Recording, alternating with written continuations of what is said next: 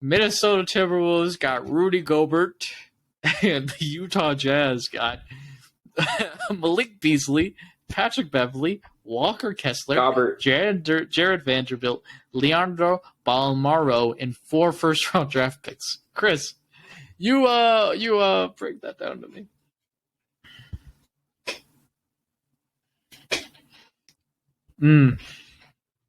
I don't make Muy this doesn't make sense confundida. at all to me. Like at all. I am so very confused. Why?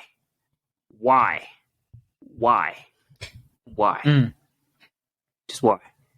You have Karl Anthony Towns, you know, and you go get Gobert, and you get rid of. I feel like anybody who's willing to be loyal to the organization, they don't like. So, Cat, watch out. Mm-hmm. They don't like loyalty in this organization. Because why do Pat Bev like that? Poor Pat, like, he cried over a playoff game. It was emotion. He was like, yeah, we won. This is what I've been wanting for this team. You know what I mean? This is what I came here for. And you was like, oh, you loyal, huh? We'll see you later. What? I mean, like, all you got was Gobert, and he never played defense. He fakes play defense. It's pseudo defense. It's God. And you have Cat. So what was the reason? Is Gobert coming off the bench now, or where's he going? You have Cat. Are you? Oh, so Cat's a power forward now. Got it. And you go. What did you do? What happened here? This was literally just 2 stupid ass teams making a deal. That's what happened here. 2 stupid ass teams made a deal. Can we have Gobert? But don't you have Cat? Stupid is as stupid We does, can have sir. all of our players. That's exactly what they are. But I just want Gobert. Can I have Gobert? Gobert? I'll give you Pat Bev and 9 other players for Gobert. Can I have Gobert? I feel like you don't want Gobert. Even though we already have a center, I just want Gobert. What? Come on, bro. It's just 2 badly run organizations. Facts. 2 stupid ass teams. Literally stupid ass teams. Like, they need their heads checked. Because you have a center. Is he coming off the bench is what I need to know. They listed, look. Hypothetically, right? I know they probably didn't. They listened to this podcast, was like, the Minnesota Timberwolves don't have any height. They need height. I'll show them height. Another big. We grab another center. A starting center in the NBA. We're going to grab another starting center in the NBA. Well, we already have a starting center in the NBA. What? That's what they want. Yeah. Is Cat playing power forward now? Is he not a center anymore? Look, I want to judge it. I'm just gonna say this is stupid, but let's wait and see. Cause watch, let's see how many defensive player of the years he gets now. Yeah. Can't play defense. Well, since you were talking about the Timberwolves, I'm going to talk about the Timberwolves first. This would have worked in the 2000 to 2010 decade. We got Tim Duncan at power forward. You got Dirk with Tyson Chandler. You got Pau Gasol, Andrew Bynum. But you know what happened? Steph Curry said, F you, old fashioned point guard position.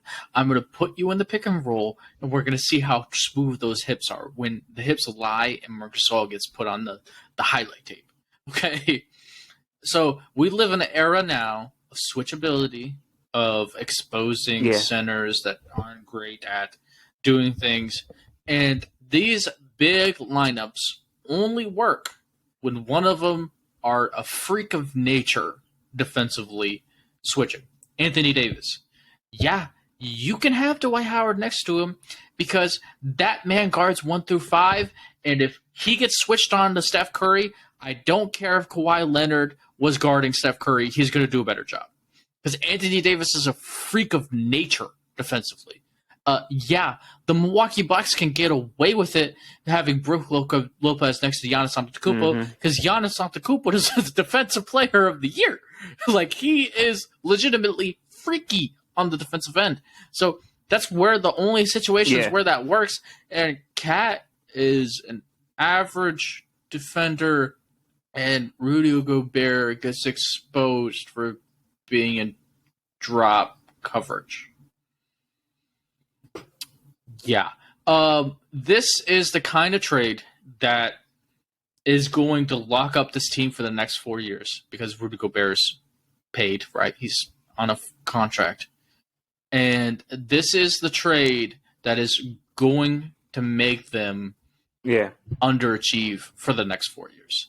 Because anytime any team plays against them, you're in the West. You got who was in the Western Conference Finals? You had Luka, who just got done exposing this dum-dum named Rudy Gobert. Quinn Snyder had to take him from the lineup. He wasn't even starting against the Dallas Mavericks. The Golden State Warriors have been, making him look like the worst defensive player in the league every time they get in the playoffs. Damian Lillard, hello, you got guard galore on the top tier teams over here. What are you doing this for? This isn't the East. You don't have to stop Giannis at the rim.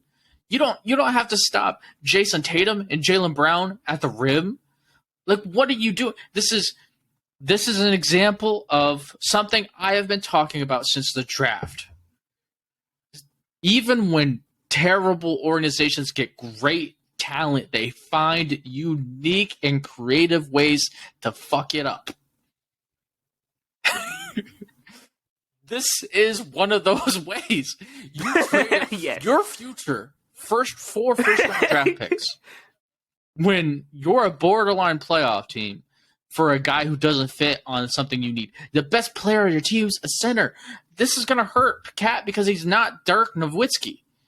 Dirk was, okay, you can have Tyson Chandler in the paint because Dirk does everything in the mid-range and the mid-post, and he shoots threes, and he's running out the pick and roll, and does Cat do some of those things? Yes, but his greatest dynamic is post, pass out, and everything comes out from there. That's his greatest strength is posts, right? He eats from the post, and he does all the other things, the mid-post, the post, and then he comes into the mid-range and does some stuff sometimes. And he can space the floor, but why are you doing this to him? It's like it makes no sense schematically because Rudy Gobert can do nothing other than catch a lob. He will always be in front of the basket. This works in the 1980s. Yeah, but this is a different era. We have to stop guards and switching, and they expose guys like this. And, none of these things answer their most glaring need, which is the forward position needing guys that can be defenders. You could tell me you could pay PJ Tucker $5 million more if you wouldn't have been a dum-dum and make this trade. Like, just the value for first-round draft picks, I don't even know if the Brooklyn Nets got this much for James Harden. I mean, the Houston Rockets got this much for James Harden when they traded him to Brooklyn. Like, I don't know if they... it was a fleecing of an egregious degree. And, the Minnesota Timberwolves, this is why guys like Anthony Edwards, they are the Knicks of the Northwest. This is just a terrible owner. This is a terrible front office. And this is just an example of no matter how much talent you have, doesn't mean anything if you can't do anything in the front office. And, this is a terrible trade for the Minnesota Timberwolves. They will never achieve what everybody probably thinks they will because of fit. So, secondly, I think the Utah Jazz should be applauded for getting this kind of haul for him and getting a first-round draft pick for the guy they traded as well, Royce O'Neal. And do you know who their GM is? And I'm going to be quoting Brian Windhorst because he broke this down really well. Their GM's Danny Ainge. Guess what Danny Ainge did his first year in Boston? This is like exactly... I'm quoting Brian Windhorst because he explained it perfectly well, and it's going to make a lot of sense when I say this. what did Danny Ainge do when he first got to Boston, I guess? Mm-hmm. Think about important things that have happened in Boston Celtics. Say yes. Since past decade. How? Oh, draft Jason Tatum. No. Oh, didn't he trade? How they get the draft? How they get the draft capital? No. He drafted number 3.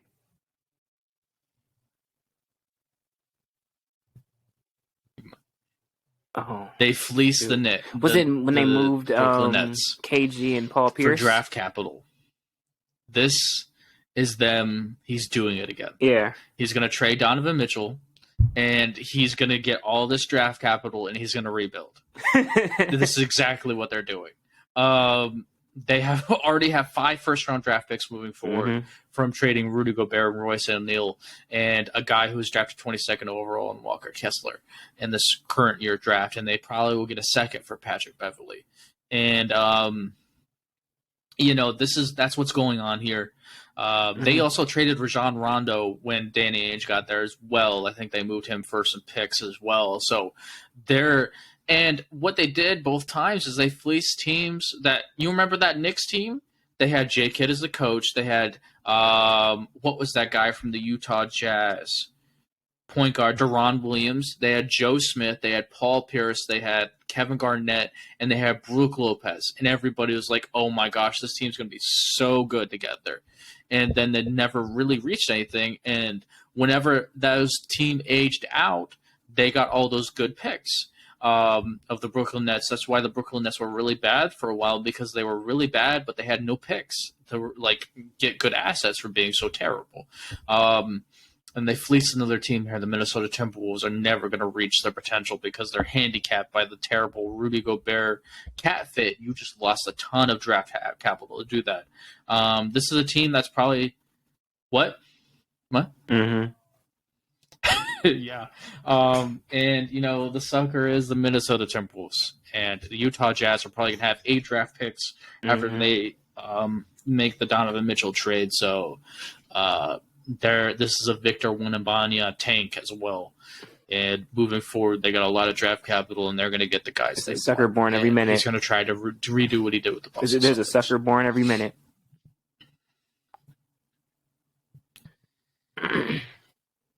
The Jazz? Yeah, this is. I feel like you have to give credit to the teams that don't want to be in the middle of the road. Because look at the Knicks. Look how tough that is for them, because they're so busy trying to win while also trying to be young at the same time that they can't get anything. But I think moving. It's going to work They'll out. Never. I mean, they have one borderline all-star in that team. You know what I mean? It's Julius Randle and nothing else is really fitting, and it's tough. And I think there is a little bit of credence to the teams that tank to an extreme degree, get those top 5 picks for a while. Look at the Memphis Grizzlies. They struck gold on Jaren Jackson, John Morant, Dylan Brooks, and now they got a great team moving forward. And they got that other guy, the other guard, I can't think of his name at the top, Desmond Bane, as well. So, there is credence to tanking. Tanking's worked. It really has. I mean, it's, Boston Celtics had terrible draft pick, really great draft picks, too, as well. So, so the Atlanta Hawks. Dallas Mavericks were really terrible for a while, and you hit with Luka.